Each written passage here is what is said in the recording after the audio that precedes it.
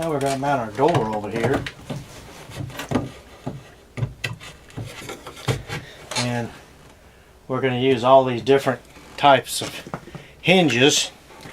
The first one's being, these are those real old, you know, not the first ones I ever came up with, but one's farther down the line to where all you could see is just the pin area. That was a thing back then. So we're going to mount these first, and then if I can find my other overlay hinge, we're going to mount this. But these are fairly simple to mount here. These regular cabinet hinges are really kind of a difficult thing to install, because used to years ago they would give themselves an 1/8 of an inch clearance all the way around the door, and I don't even do that anymore. I give them at least 3/16, a heavy 3/16, because back then they figured if the cabinets were painted, they'd probably never be painted again. But little did they know, from back in the 30s and 40s, you know, the cabinets have probably been painted 100 times, and over the period of time, then the door is constantly scraping the paint off of either the cabinet frame or the door itself, or splintering the door. Then you got a big mess. But anyway, that's just a little quick history about it. Now we're going to do these, but these are the mortise type hinges. You can see how much of a reveal is in there, and so it's got to be mortised in half that much, which the overall is 1/4 of an inch. And so to figure in an 1/8 of an inch, you know, you just figure cutting in an 1/8 of an inch off the door. Or you could do it on the frame. You had your choice. So we're going to do it on the frame because that's the hardest. That's the hardest way to do it. Alrighty, well, the first thing you want to do, you want to size your door to the opening, and just make sure it's square all the way around, and get your reveal. Here you can see it's hitting at the top, and then of course you got a space at the bottom down there. But that can sometimes just be the cabinet itself out of kilter. Sometimes you can fix it if the cabinet is already installed and set. Then there's no way you can fix it. You're going to have to size the door, which means taking a little off of this side and then a little off of that side down there in order to make it work. Alright, but in any case, we're not going to worry about that right now. We'll worry about that later. Let's go ahead and get our hinges on here. Of course, the thing about it now is that what's going to happen when we mount a door against the face frame, it's going to pull this over, in which now we're touching here, but we're not touching here.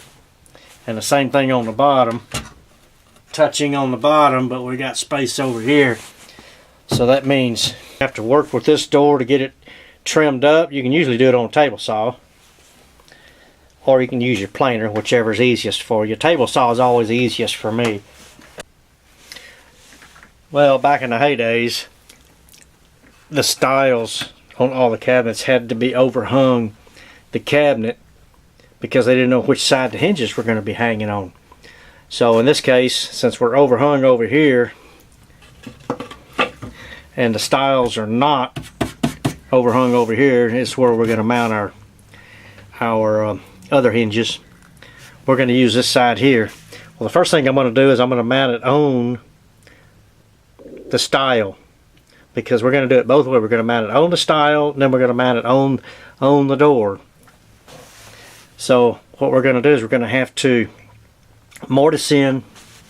You're going to need some kind of a jig, which I'm going to use this one here. And the difference in between this and the door is this right here is going to give you distance between your cabinet door and your face frame.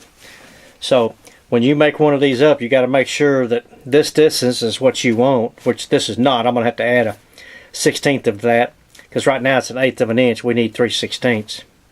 So we're going to add a little bit to this, and then I'll be right back. Well, I did the best I could. I measured that with my calipers, come up with 180 thousandths, which is close enough for 3/16. Alright, but now what we do, and this is going to be our jig for our hinges. So this is going to go there. Okay. Let's mark where our hinge goes. Oh boy.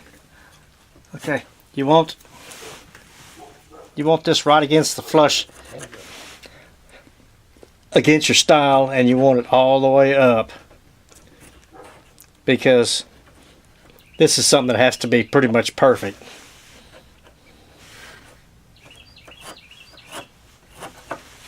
Okay, I think you can. Okay, now I think you can see my mark right there. Now we need to go from there and then put your mark there, so you know the hinge doesn't go up, it goes down. So we're going to mark for our hinge going down.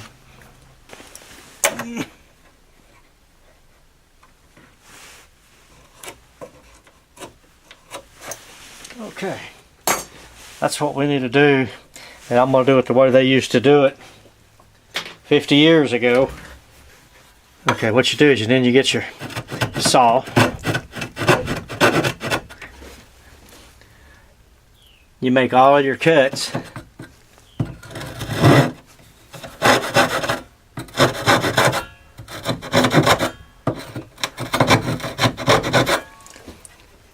Over to that 1/8 of an inch line and no deeper.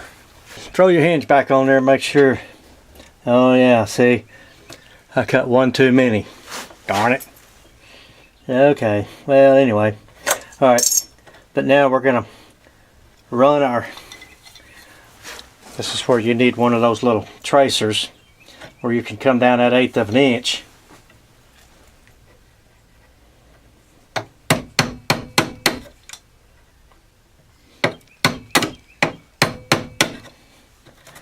Okay, and then what you do then is you work off of the front edge.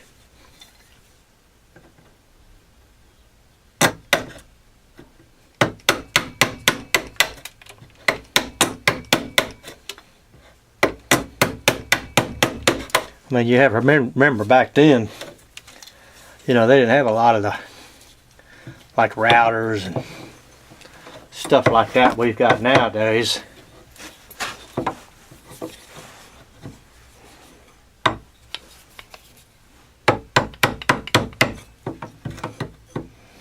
Anyway, what you want to do is clean it up best you can.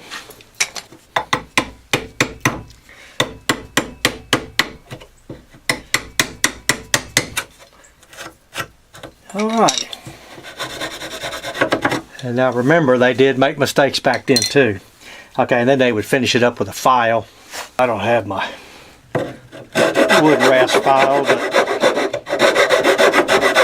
all you're trying to do is just get kind of a smooth area in there. And then you take now this part goes on the door itself.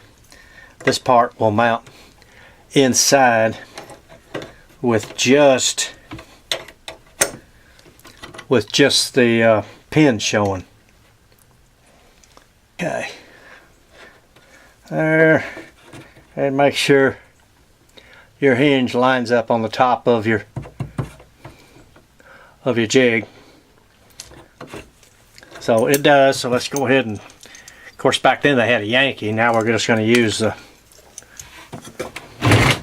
tools we got nowadays, which is screw guns.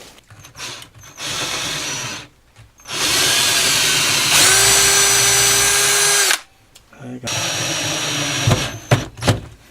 Okay, there we go.